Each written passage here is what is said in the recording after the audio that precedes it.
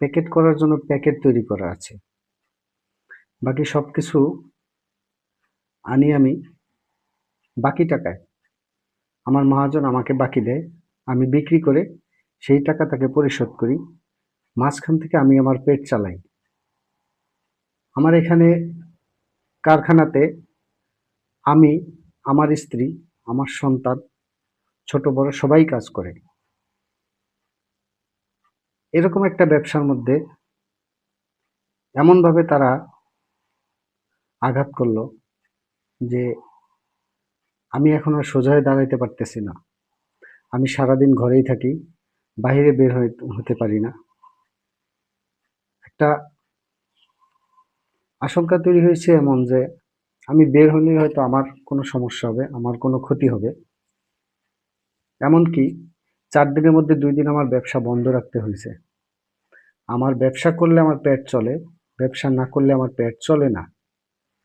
এমন পরিস্থিতিতে ২ দিন আমার ব্যবসা বন্ধ করতে হয়েছে।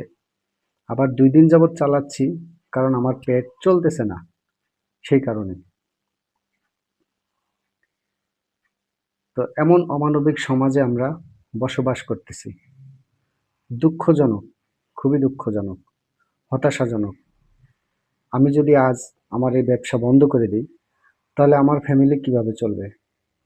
আমার ফ্যামিলিতে আমার ৪ টা বাচ্চা, আমরা ২ জন, ৬ জন। আমার বাবা-মা আছে ৮ জন।